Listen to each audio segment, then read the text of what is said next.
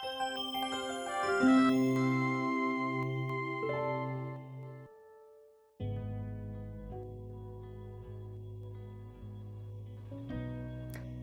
and welcome to Rainbow Milwaukee. Hi, I'm your host, Hannah Tähtinen.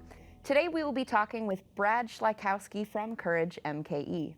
But first, coming out can be one of the most difficult things you can do as someone in the LGBTQ community. So whether it's being afraid to tell your friends, family, or coworkers, the first time is always the worst. Let's see how a few individuals in the Milwaukee area came out of the closet. So I kind of knew I was always gay growing up. It's something that I really hid.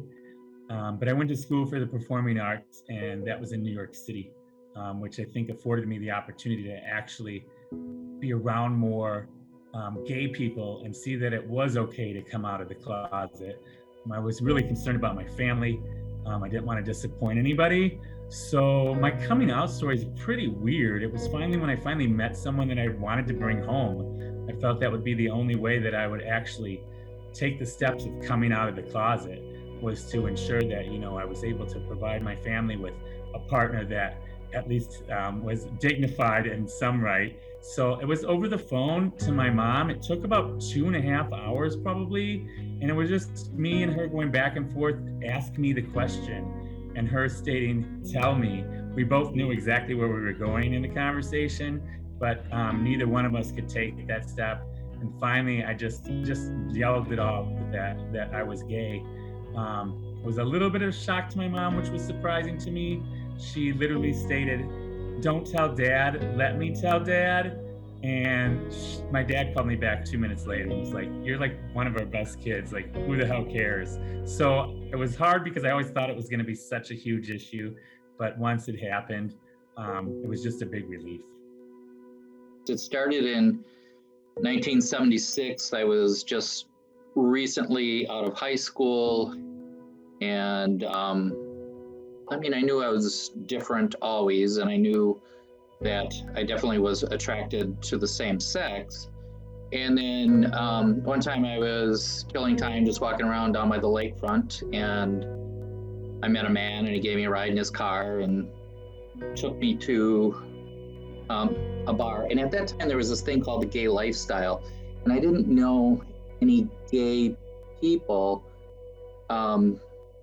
so I wasn't sure. And my family, just anytime I ever heard anything about gay, they were terrible people, or they didn't even exist. And of course I never met any. So I met somebody, and he was older than I was. I was like 18 and he was probably 35. I don't even know his name. And we drove around, and he took me to a bar and stuff, and he raped me in front of a bunch of people. And that's when I decided I was not going to come out, because if that's what the gay lifestyle is, that's not what I was. So a few years went on, or some time went on, and I got married to a woman, and we had 2 children, and I was married about 10, 11 years. And now we fast forward to about 1989, 90. I met my first partner, and my ex-wife kind of figured out that my roommate was more than a roommate. So she called my parents and friends and people. So I was outed, and I was trying to figure out how to come out. I mean, I knew I was gay. I had a boyfriend, and I wanted to come out, but I was trying to figure out how to do that. Again, I didn't know that many gay people, and I was just meeting them, and they were all telling me, you just got to come out. You just got to do it. It's going to be hard. And I wanted to have this time to sit down, figure out, talk to my parents, talk to my brother and sister. I had small children who were like 4 and 7 or 3 and 7, something like that. So then I got a phone call from my parents, screaming at me about being gay and not telling them, and not, and that didn't go on real long. And then after that, we were okay. When I was 16 or 17, that's a little far back there, we were sitting in my parents' had a hot tub in their garage, and we were all sitting in there. And my mom and dad actually just came out and asked me if I was. My dad had been suspicious that I was because I was with one girl a lot, and I took her everywhere I went, so he was suspicious. And so my parents came out and asked me, and I said yes. And my mom, the only thing that she really said was, but you're not going to be able to have children. And I told her I would still be able to have children. And I had my own children. So when I was 17, I was sent to a mental institution, and I was outed by the staff there to my parents. I felt very different. I came from a very small town right outside of Green Bay, Wisconsin. It's called Denmark, and I mean, there's all just farms and hick people. So I was the only one in my high school that was out at the time. Come to find out, I paved the way for some other gays. So that was nice to hear, like now that being friends with them on Facebook. Of course, when you're in the mental institution, they have to be like, oh, everything's fine. But as soon as I came out of the mental institution, I was pretty much told that, you know what, you should get a wife and kids, you should get married and all this jazz.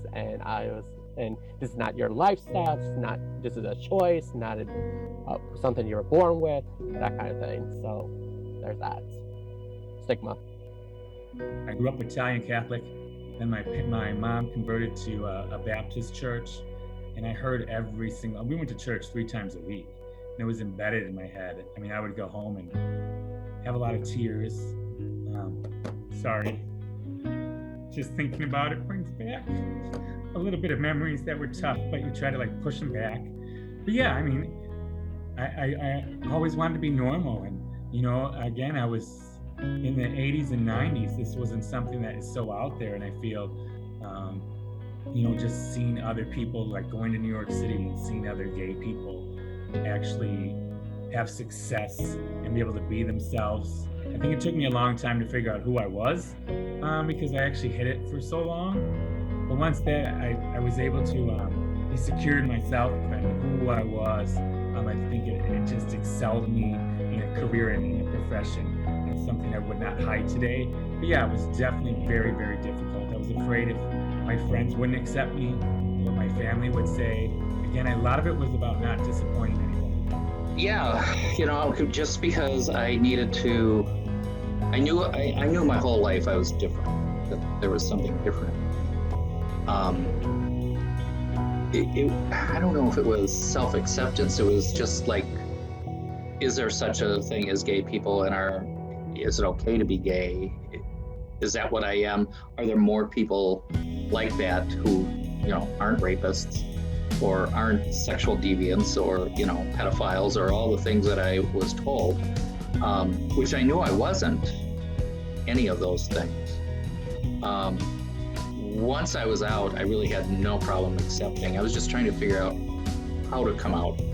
My friends claimed that they all knew before I said something. I mean, there were some friends I told before I officially came out, and they were okay with it, and some of them like, well, we kind of figured that you are, but we were just waiting for you to be comfortable with it. And I'm like, oh, so. But there are some people who are like, oh no, this is not you. You can't be gay if you think women are attractive. You can't be gay if, like, there's certain stigmas behind it. And I'm like, no, well, sexuality is in flux. It's not just one way of thinking. Thank you for coming today, Brad. How are you? Having me. How are you? I am queer and cheerful. Glad to be here. Thanks. So to start off, how about in general, how does Courage MKE help the community, and what is it? Well, it started 5 years ago with just an idea of educating our community of the need to support LGBT youth in our own backyards. My husband and I fostered LGBT teens, and we heard their stories and their stories of rejection from their families or of the homes that the system was putting them in. So we decided that we wanted to open a home for displaced LGBT youth here in Milwaukee. We haven't had one. The idea started for it to be an actual shelter, to walk in, and so kids could walk in and spend a couple nights when they needed it. However, when we went through the licensing process, the state had recommended that we do a group home because there's so many kids within the out of home care that are teenagers that identify as LGBT, and the statistics show you that in the foster community, most people want the younger kids, right?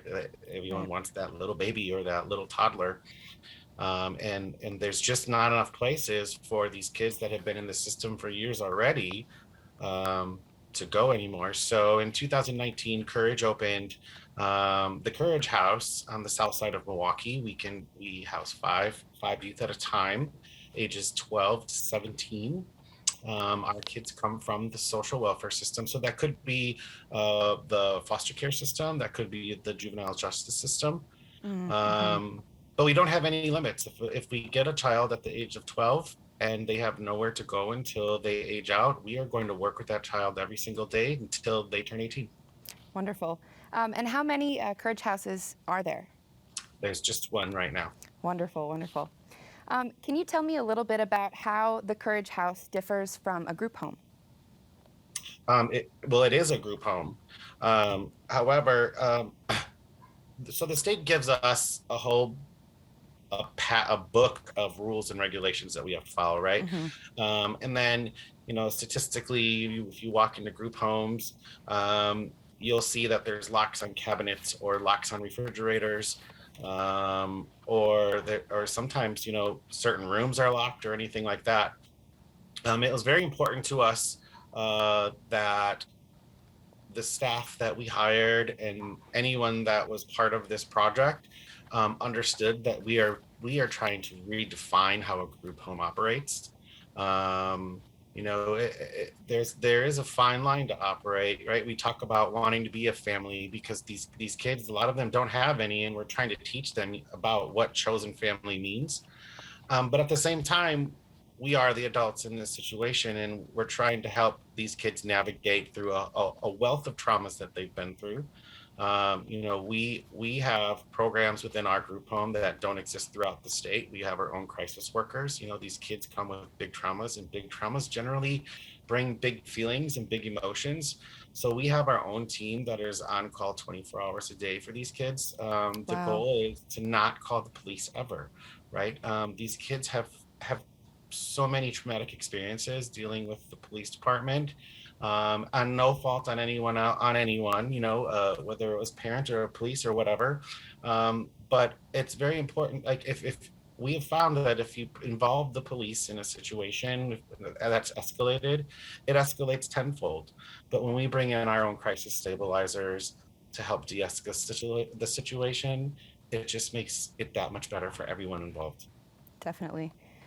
Can you hit me again? I know you said earlier, remind me how many residents can stay at Courage House. And then after that, can you tell me a little bit more about what all you do provide as far as other services? Sure.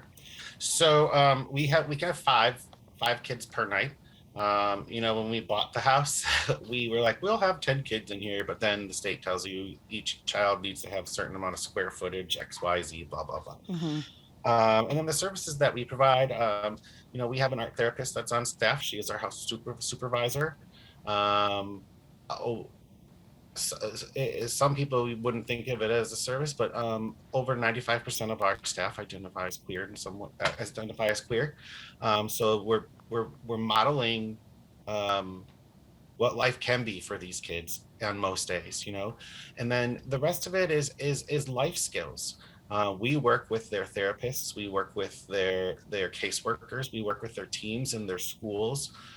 This year we welcomed our first public ally to the house, and with the kids being home doing school, our public ally is basically an in-person teacher for these kids, because we're all navigating this new normal together, and school is one of the last things on these kids' mind as it is. So I'm really proud of the work that she's done because she's gotten some of them excited about it. Yeah, wonderful. What comes in a Courage kit? Our Courage Kit is one of our longest running programs. It is just a gallon-sized Ziploc bag with everything that you and I probably take for granted on a daily basis: a granola bar, pair of gloves, toothpaste, toothbrush, soaps, shampoos, daily hygiene items. Since we've started that program, we've probably distributed over 35,000 of those throughout the city. Oh, wow. Well, thank you so much for joining us today. Unfortunately, that's all the time we have for you today. Thank you for taking the time to come down and talk to us about Courage MKE and all the services that it provides the LGBT community. Thank you for having me. It's my pleasure. Certainly. Now let's take a look at some of the individuals behind Freidert's Inclusion Health Clinic, a clinic meant to improve the lives and health of the LGBTQ community. But I think, what the clinic represents is a place where people can have a medical home so that they can come there and start, in some cases, their transition journey for trans people, and for other members of the LGBT community to find their kind of home for medical care generally. And we have within the clinic a number of specialists that we can refer our patients to who all work within the clinic. So the goal is for someone to be able to get the majority of their care within our clinic and our clinic space with providers who are very dedicated to this population, and nursing staff and other clinic staff that are also very much oriented towards caring for LGBTQ patients. I would add that there's a lot of connection to the community, and so there's a lot of community-centered resources that we are linked to and that we help link our patients to, that often you don't find that expertise in another clinic. And something that I have found really rewarding and that I see having a significant impact is that we care for quite a few youth and adolescents. So we see people as young as 15, and it's, I think, really meaningful to have someone start kind of their journey in medical care as an individual, as a young adult, in a space that they can be completely themselves and be affirmed, instead of trying to kind of stumble through figuring those things out with providers that may not ever really know them. They get to start out of the gate in a safe space. I think what we offer, just to reinforce, is all patients come for some of the particular interests of the LGBTQ population. There are some specific things that are needed by that population, but they also just need general medical care. So to be able to come and get their chronic medical problems or routine screenings done in an environment where they can be themselves, I think is one of the big assets of the clinic. I might add that what we've tried to do is use the clinic also as a platform for kind of raising awareness of the need for this kind of care. So at the same time that we are kind of providing the care ourselves for the patients that come to see us, we've used the formation of the clinic and the expertise there as a way to raise awareness in the community of the need for this kind of care, and also to educate other healthcare providers and associated healthcare folks about how to better care for LGBTQ patients that they may be seeing. So we really wanted to not only provide the service, but raise kind of the quality of care and the awareness of the importance of good LGBTQ healthcare in our community. I think this has come to us in a few different ways. There are definitely healthcare providers or other organizations, and sometimes corporations, who reach out to us and want to receive education for themselves or for their organization on LGBT health generally, or health inequities around LGBTQ health. And so we're able to go and provide them with information and a talk, and sometimes materials on why that's important. Sometimes our patients may draw attention to us and ask us to go, to their workplace or tell us about a healthcare provider that they might want us to reach out to, and we will do that also. Another place where we're able to provide education is a benefit of being part of the Medical College of Wisconsin is we're working with medical students, we're working with residents, we're able to be there to be resources and provide education on LGBT health to these providers who are going to be taking care of patients in a variety of different specialties and settings. Yeah, that I might add to that too. So we definitely are always trying to enhance the curriculum at the medical school to include topics on LGBTQ health in a variety of different courses, and sometimes in kind of extracurricular activities. But one of the things that we're quite proud of is that we started a specific rotation in LGBTQ health for fourth year medical students, where they can spend 1 month on LGBTQ health, and they're specifically working with us in the Inclusion Health Clinic, and also a little bit in our colleagues clinic at the Children's Wisconsin Gender Health Clinic, and a few other community clinics that are focused on LGBTQ health. So in addition to enhancing the general education for all the med students, we now can offer this focused clinical learning experience to students who are specifically interested in going into LGBTQ health themselves in their careers.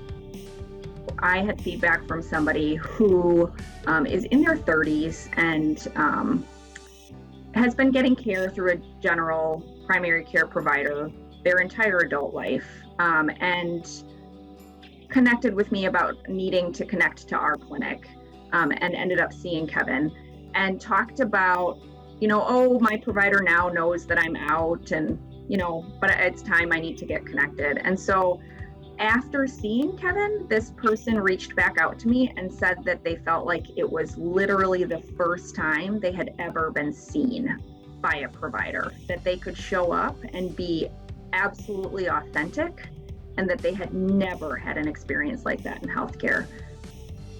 That just, it's hard to even say without getting teary, because if you think about how long somebody sat in healthcare and probably got less than they deserved and felt like that was probably all they were going to get, and then to be able to have a single appointment with a provider and come out of it feeling like they were whole, is just incredibly impactful for anyone. And I think that's an experience that is articulated that so many people have after establishing care in the inclusion clinic. We get a lot of comments like that on the surveys that are sent out to patients after their visits, and that is definitely reflected in a lot of the comments. That feeling of finally being able to be oneself with a medical provider, which is really the whole goal of the clinic. So it's really rewarding to get that kind of feedback, because that's exactly why we opened the clinic. And I think a lot of times people don't realize how much they weren't getting until they suddenly have this experience. And that feels like the whole purpose, like helping people be their best selves, so we're able to be there in a supportive capacity for whatever their medical needs are, and go beyond that in advocacy and whatever social support we can provide them. So I think it's a really important part of the overall community that we're helping to be here for in Milwaukee. Next, let's revisit the individuals from earlier for some advice that may help someone just starting to figure out their identity. Just be true to yourself. Once you're true to yourself, I feel that you're going to see so many more doors open. People are going to respect you so much more. You're going to have more opportunities. Stop hiding behind a door or a shield, because realistically, I don't believe you can be your best until you're true to yourself. I'm a big advocate about that, especially with a younger generation. And it's coming up in today in the 2000s and 2020. I think we have a lot more availability to see a successful gay person in society where it doesn't matter. I mean, there's always going to be people who don't accept who you are. Those are not the people you want to hang out with. Those are not the people who are going to be in your life. If you're true to yourself, you're going to see who your true friends are. And as you get older, that's all that's going to matter. So again, you know, I just feel be true to yourself, and you're going to be able to perform in so many different ways as a better member of society. I would say just be honest with yourself. If you feel the way you feel, don't be ashamed of it. And if you feel that you can't come out to a family member, I mean, there's lots of resources to use now, especially online. I know that I didn't have that platform when I was growing up, so it's a great tool to use. There's tons and millions of people out there that are willing to talk to you through anything that you're going through and you think that you can't handle on yourself. You're not alone. That it's gonna take some time. It's gonna take time to like get over the negativity that you feel, because when I was forced to come out, it was a lot of negativity, and it made me distrust a lot of people. But eventually, in time, I grew to like trust people again and actually open myself up to relationships and friendships that will appreciate me for who I am instead of just trying to hinder my growth as a human being. Well, that's all the time we have for tonight. Thank you so much for joining. And for those of you who are exploring your identity, we hope this program has helped you in some way. And we here at Rainbow Milwaukee wish you the best. I'm still Hannah Tähtinen, still non-binary. Never forget to be yourself. Good night.